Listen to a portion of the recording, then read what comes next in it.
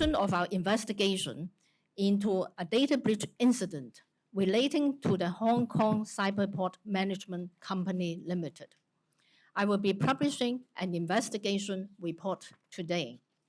The investigation into the data breach incident arose from a data breach notification launched by Cyberport, reporting that its computer systems and file servers had been attacked by ransomware and maliciously encrypted.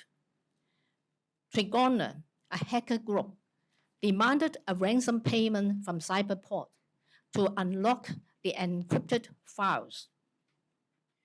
And in our investigation, we found that multiple servers and network storage devices of Cyberport were compromised in the incident. And this involved 13 Windows systems and 2 virtual servers. In our investigation, Cyberport confirmed that 13,632 data subjects were affected by the incident. And this included approximately 8,000 employment-related individuals, of whom 5,292 individuals were unsuccessful job applicants and former employees whose personal data were confirmed to have been retained beyond their respective retention periods. We found that in the incident, the hacker obtained the credentials of a user account with administrative privileges in the system through a brute force attack, and the hacker gained access to Cyberport's network through the remote desktop connection. So what is a brute force attack? Basically, it is a technique used to break into an information system by using a series of passwords. And these passwords are usually generated by computer software. And having considered all the evidence of the case, including all the information provided by Cyberport and also an independent investigation report compiled by the cybersecurity expert, I consider that the incident was caused by the following deficiencies of Cyberport. First, lack of effective detection measures to detect the brute force attacks on its information systems, thereby allowing the hacker to obtain the credentials of user accounts with administrative privileges and subsequently launch ransomware attacks and exfiltrate the personal data involved. Actually, from our investigation, we found that the hacker was successful in using brute force attacks and other means such as credential dumping in Cyberport's system to obtain the credentials of 4 user accounts. Secondly, the second deficiency relates to the failure to enable multi-factor authentication for remote access to data. And this allowed the hacker to gain access to Cyberport's network through the remote desktop connection using the credentials of a user account with preferential administrative control in the system. And this led to the exfiltration of personal data. Another deficiency relates to insufficient security audits of Cyberport's information systems. In our investigation, we found that Cyberport carried out security audits of its information system every 2 years.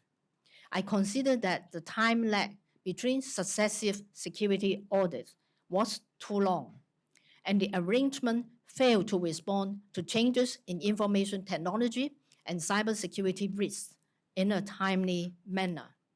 Another deficiency relates to the lack of concrete policies and procedures and guidelines in the information security policy, which did not provide a concrete cybersecurity framework for these employees to follow. Last but not least, there was unnecessary retention of personal data.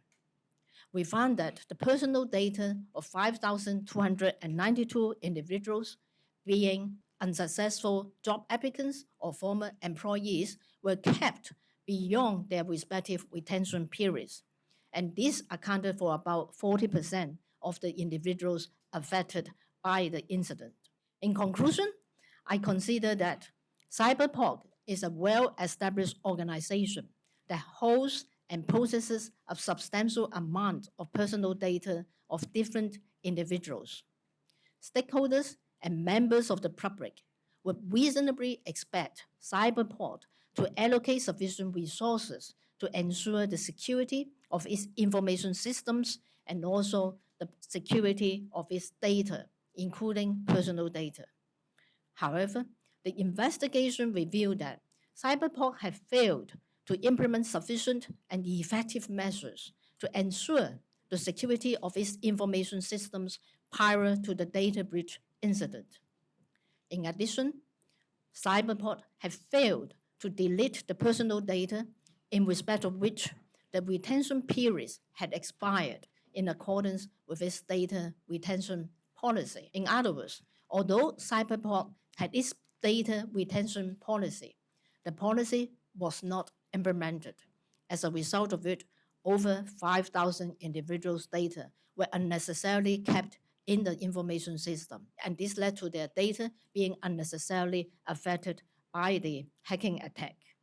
For these reasons, I consider that CyberPort had not taken all practicable steps to ensure that the personal data involved was protected against unauthorized or accidental access, processing, erasure, loss, or use.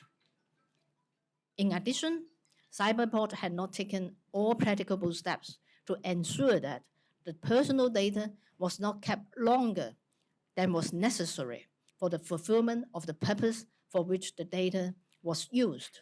For these reasons, CyberPort contravened Data Protection Principle 4 and Data Protection Principle 2 as regards the security and retention of personal data.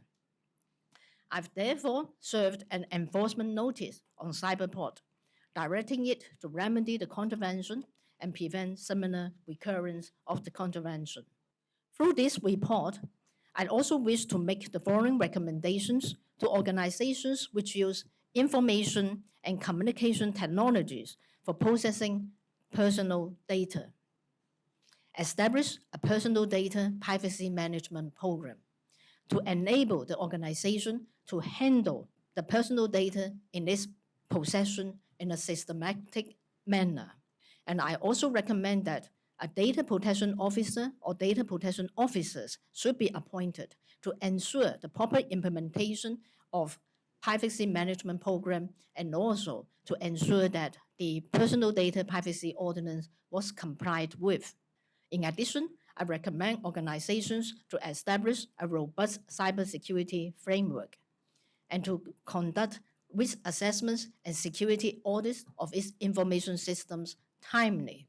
In addition to that, I recommend that organizations should establish a corporate culture that values information system.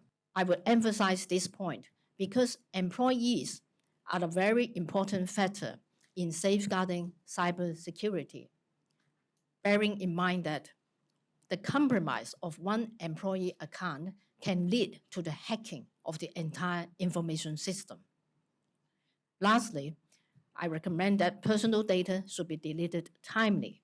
Organizations should devise proper data retention policies and should also implement procedures to ensure that the personal data retention policy is properly implemented.